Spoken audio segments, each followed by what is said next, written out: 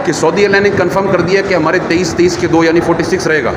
तो एयर सियाल वालों से भी हमने पूछ लिया, एयर सियाल वाले हज़रात भी कह रहे हैं कि हमारा भी 40 जो था वही रहेगा। यहाँ से वैक्सीन कार्ड आपने हासिल कर लिया और वैक्सीन कार्ड हासिल करने के बाद दोबारा आप जैसे ये हाजी साहब आए ना, ये इनको पोलियो के ड्रॉप पिलाए जा रहे हैं। इसके ऊपर स्टिकर लगा देते हैं और ये देख रहे हैं आप, इसका मकसद ये होता है कि ये बाकायदा यहीं से और ये सील पैक करके वापस दे दी जाए।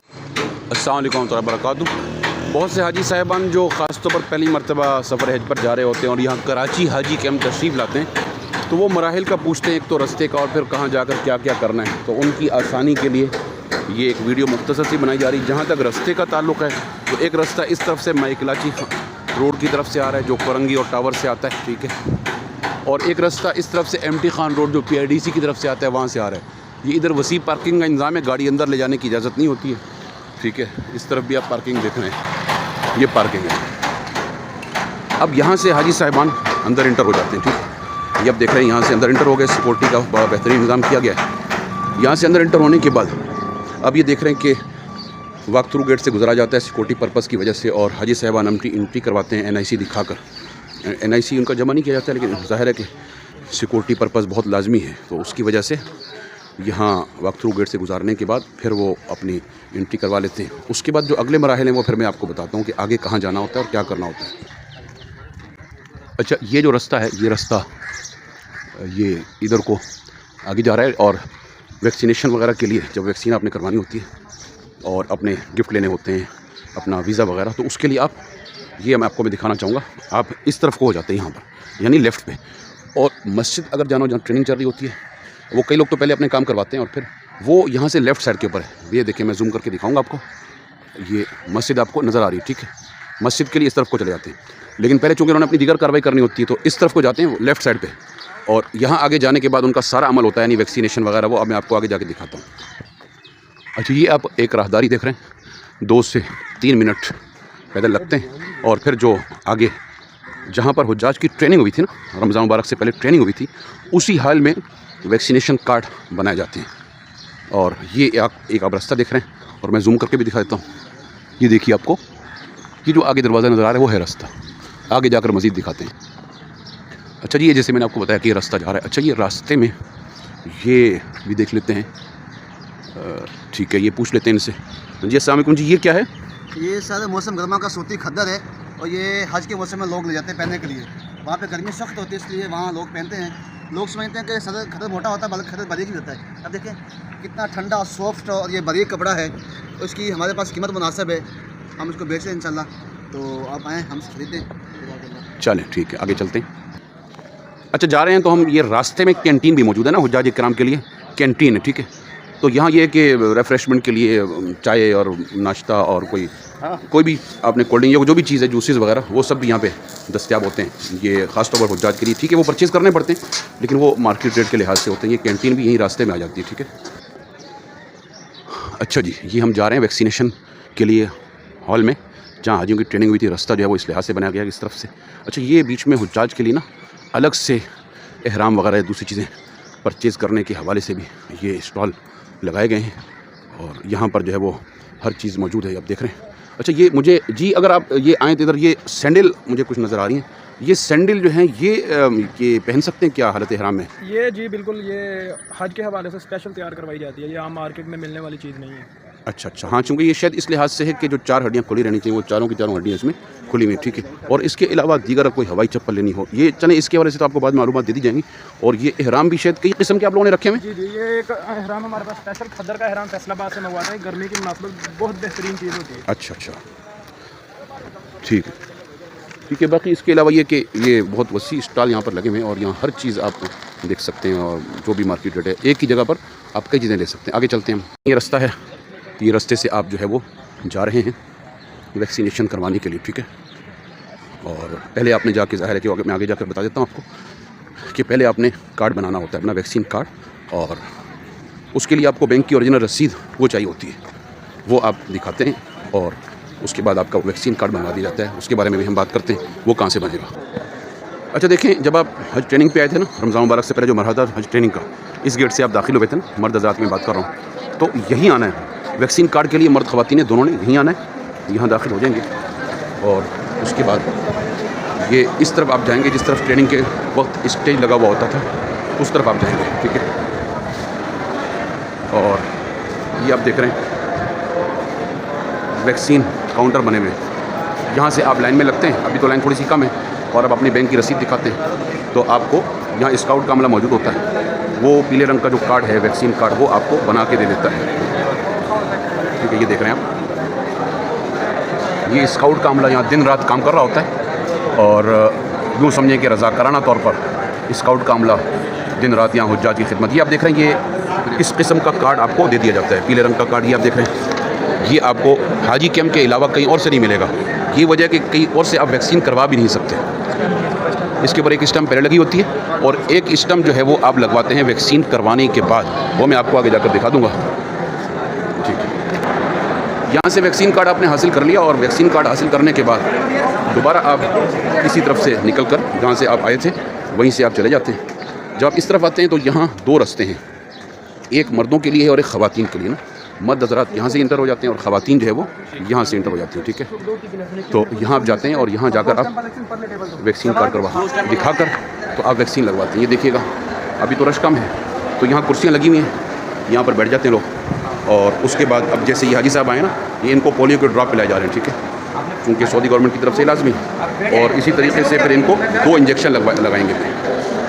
ख़वातीन की जो जगह वो उस तरफ है, वो हम पर्दे की वजह से अलग से नहीं दिखाएंगे, उसका गेट भी अलग था, और ये बीच में बाकायदा आप देखेंगे पार्टीशन लगाकर तो पर्दे का इंतज़ाम भी कर दिया गया है, ठीक है। वहाँ लेडी डॉक्टर मौजूद होती हैं अक्सर, और ये कुछ हिदायत भी हमने यहाँ पर लिखवा रखी हैं जो अलग से आप देख भी चुके हैं।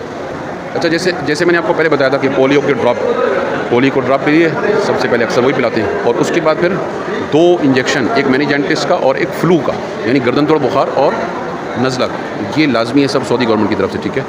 ये 2 इंजेक्शन, और फिर मशवरा ये देते हैं वो डॉक्टर आज़ाद भी कि चलें भाई आप एक दाएं हाथ में लगवा लें और एक बाएं में लगवा लें आसानी के लिए। वैक्सीन करवा ली आपने, वैक्सीन करवाने के बाद अब आप यहाँ आएंगे इस काउंटर पे, और एक स्टम्प तो इस पर पहले से लगी हुई थी, तो ये यहाँ पर अपनी ये सारी की सारी एंट्री यहाँ पर इनकी हो जाती है। अपने रिकॉर्ड में भी ये दर्ज करते हैं कि कौन आया और किसने वैक्सीन करवाई है, और एंट्री करने के बाद फिर ये अपने रिकॉर्ड में करने के बाद ये देख रहे हैं आप, उसके बाद स्टम्प लगा देते हैं ना।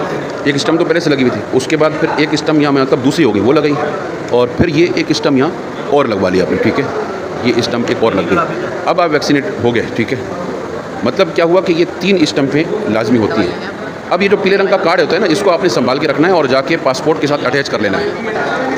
अच्छा, कई लोग अब ये भी पूछते हैं कि हमने दवाइयाँ पैक करवानी है ना, तो पहली बात तो ये है कि सिर्फ टैबलेट्स सील की जाती हैं, और कोई भी साथ में सिरप या कैप्सूल वो सील नहीं किया जाता। उसका तरीका ये होता है कि ये डॉक्टर साहब यहाँ बैठे हुए ना, आप नुस्खा ये लेकर आएँ, प्रिस्क्रिप्शन लेकर आएँ, और ये देखेंगे क्योंकि ऐसी चीज़ तो नहीं है इसमें कोई कैप्सूल या सिरप, हुआ तो उसको काट देंगे, नहीं तो ये चेक करने के बाद स्टम्प लगाएंगे और सिग्नेचर कर देंगे, ठीक है।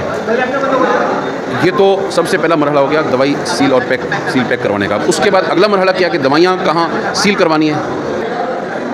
अच्छा, यहाँ से आपने ना स्टम्प लगवा ली थी ना इधर से, ठीक है। अब यहीं आप इस गेट से बाहर निकले, और वही जो हमारा बड़ा हॉल है, ब्रीफिंग हॉल, जहाँ आपकी ट्रेनिंग हुई थी, उसी हाल में आप दोबारा यहाँ से एंटर हो जाएंगे। आप गोया कि आप दवाइयाँ सील करवा रहे हैं, डॉक्टर का जो नुस्खा था उस पर आप स्टम्प लगवा चुके हैं और सिग्नेचर हो चुके हैं। अब आपने दवाइयाँ सील करवानी है, तो उसके लिए ये देखें आप, मैं दिखा देता हूँ, ये लिखा हुआ है दवाइयाँ चेक और सील करने का काउंटर, देख रहे हैं आप।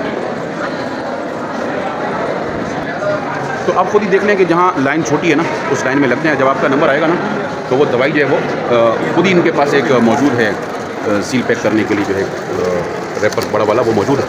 तो जब आप दवाई इनकी कर देते हैं, तो ये जो इनके अलग से पैकेट हैं और डब्बे हैं, इनसे ये निकाल देते हैं इनको, और निकालने के बाद फिर ये उनको मखसूस जो बना हुआ है एक सील पैक के लिए, उसमें वो डाल के फिर उसको पैक करते हैं। आपको दोबारा बताता चलूँ कि सिर्फ टैबलेट सील की जाती है, टैबलेट के अलावा किसी भी किस्म का कोई जेल है, कोई कैप्सूल है, कोई सिरप है, ये सील पैक नहीं किया जाता। इसी तरीके से कोई इस्पागोल है, ORS है, ये चीज़ें कोई भी इनमें से सील नहीं की जाती हैं। ये देखें, ये सील की जा रही है ना, तो पहले ये एक स्टिकर ख़ास इसके ऊपर स्टिकर लगा देते हैं, और ये देख रहे हैं आप, इसका मकसद ये होता है कि ये बाकायदा यहीं से और ये सील पैक करके वापस दे दी जाती है, ठीक है। ये यहाँ पर भी स्काउट का अमला जो है वो दवाइयाँ सील पैक करने के लिए मौजूद रहता है, और लाइनें इसलिए ज़्यादा बनाई गई हैं ताकि अगर कभी रश है तो जज को परेशानी ना हो। और इसमें इन्होंने लिख भी रखा है ये काउंटर मर्द हज़रात के कौन से हैं और ख़वातीन के कौन से, ठीक है।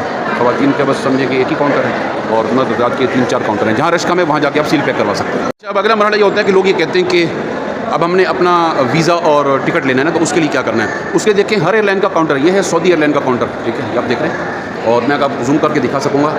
ये पीआई का काउंटर है। आज पीआई की कोई फ़्लाइट नहीं है, अलबत्ता एयर सेल की फ़्लाइट है, ये उसका काउंटर है। अपने मुतालिका काउंटर पे आप जाएंगे और वहाँ पर आप ये देख रहे हैं कि जो फ़्लाइट नंबर है वो लिखा हुआ होगा कि ये फ़्लाइट वाले वो आ जाएँ। अच्छा, अब लाइन में लगते हैं और जब आप वही आप बैंक की रसीद दिखाते हैं तो उसके बाद आपको कुछ डॉक्यूमेंट्स वो देते हैं। वो डॉक्यूमेंट्स क्या होते हैं वो मैं आपको आपकी आसानी के लिए अंदर जाके दिखा देता हूँ कि ये डॉक्यूमेंट्स आपको दिए जाते हैं जी। अच्छा, ये देखें, हर हाजी के लिए ये होता है कि एक तो ये उसका वीज़ा आप देख रहे हैं ना, ये उसका वीज़ा आ गया, ठीक है। उसका वीज़ा, अगरचे वीज़ा आपके पास पहले से है लेकिन बाकायदा हम यहाँ से देते हैं। उसके बाद ये उसका समझ लें आइडेंटिटी कार्ड कह लें आप उसको, या हाजी कार्ड कह लें, ये उसकी अलामत है, इसमें सारी तफसील लिखी हुई होती है, ठीक है। अच्छा, इसके बैक साइड पे आप देख रहे हैं कि ये पासपोर्ट आपके पास ही है, वो यहाँ नहीं है। ये जो स्टिकर आप देख रहे हैं ना, ये अपने घरों में जाके पासपोर्ट की बैक साइड के ऊपर इसको चिपका करना है लाजमी, ठीक है। और इसके अलावा ये आप देखें कि जो आपको एक लगेज दिया गया है और एक हैंड कैरी दिया गया है, उसमें पीछे जिप बनी हुई है ना, तो जिसको सफरी क्वाइफनामा कहा जाता है, ये सफरी क्वाइफनामा भी यहीं दिया जा रहा है। ये भी आपकी आसानी के लिए ताकि आप उसमें ये डालेंगे। अच्छा, रही बात ये कि अब लोग ये कहते हैं कि हमें टिकट नहीं मिल रहा ना, तो चलें हमें उसके लिए एक तो आपको खुशखबरी देने लगे हैं, ख़ासतौर पर सऊदी जो एयरलाइन है ना, तो सऊदी एयरलाइन के यहाँ जो नुमाइंदे हैं ना, मुख्तसर हम उनसे पूछ लेते हैं कि वज़न के लोग बड़े परेशान हो रहे हैं कि शायद वज़न कम हो गया और टिकट का क्या होगा कि टिकट अभी नहीं मिल रहा, तो वो कैसे मिलेगा, ये इनसे सुन लेते हैं। जी बताइएगा कि ये जो टिकट है, सऊदी एयरलाइन ने अपने हाजियों के लिए ये सहूलत की है, 30 के 2 वैक्सीन बनाए हैं इन्होंने ना, यानी कि ये जो अफवाहें चल रही हैं कि 30 किलो कर दिया गया, ऐसा नहीं है, बल्कि 23 अच्छा, प्राइवेट वालों के लिए 30 kg अलाउ किया प्लस 7 किलो हैंड बैग किया हुआ है। गवर्नमेंट वाले जो हाजी हैं उनके लिए 23 के 2 बैग बनेंगे और 7 किलो हैंड बैग बनेगा। ठीक है, ये आपके लिए खुशखबरी है कि 23 के 2 बैग ही हैं और ये 30 किलो वाली बात की गवर्नमेंट स्कीम के हुज्जाज के लिए सऊदी एयरलाइन में ऐसी कोई सदाकत नहीं है। इससे हम ये अंदाज़ा खुद ब खुद लगा सकते हैं कि इंशाल्लाह जो बकिया एयरलाइन है ना, उनका जो 40 किलो था वो बाकी रहेगा। ये वक्त के साथ खुद ही पता चल जाएगा। सऊदी एयरलाइन की तरफ से तो बता दिया कि 7 kilo hand carry her airline में होता है, वो अलग है। और ये आपको मालूम है कि जो व्हील चेयर होती है ना, तो व्हील चेयर का वजन भी काउंट नहीं होता है, वो आप फ्री ऑफ वेट करके वो उसको चाहे आप लगेज में जमा करवा दें या लाइव इस्तेमाल कर लें। अच्छा, टिकट के हवाले से हाजी साहबान पूछते हैं कि टिकट अभी नहीं दे रहे तो टिकट कब मिलेगा। तो टिकट के लिए अभी हज मिनिस्ट्री ने यही डिसाइड कर रही है, हम हाजी को उनकी आसानी के लिए पाक कुछ ऐप पे हम डाल देंगे या उनको बाकायदा व्हाट्सअप कर देंगे या उनको मैसेज डाल देंगे, आप अपने पाक ऐप से प्रिंट आराम से निकाल सकते हैं जहाँ से आपने अपना वीज़ा प्रिंट करवाया। ठीक है, ये भी आप समझ गए कि इसमें ऐसी कोई टेंशन नहीं है। पाक हज ऐप के ऊपर आ जाएगा या व्हाट्सअप कर दीजिएगा, उसका प्रिंट निकाल लें तो वही आपका टिकट होगा। और उसमें भी ये वेट वगैरह की तफसील जब आप देखेंगे तो इंशाल्लाह आपको तसल्ली भी उसमें हो जाएगी। ये यहाँ चूँकि जैसे मैंने कहा कि सऊदी एयरलाइन की आज जो है वो फ्लाइट है, तो ये सारे उसके नुमाइंदे यहाँ मौजूद हैं। और दूसरी तरफ मैं आपको पहले दिखा दिया था कि एयर सेल की फ़्लाइट है, उसका काउंटर अलग है, पीआई का अलग है और एयर ब्लू का अलग है।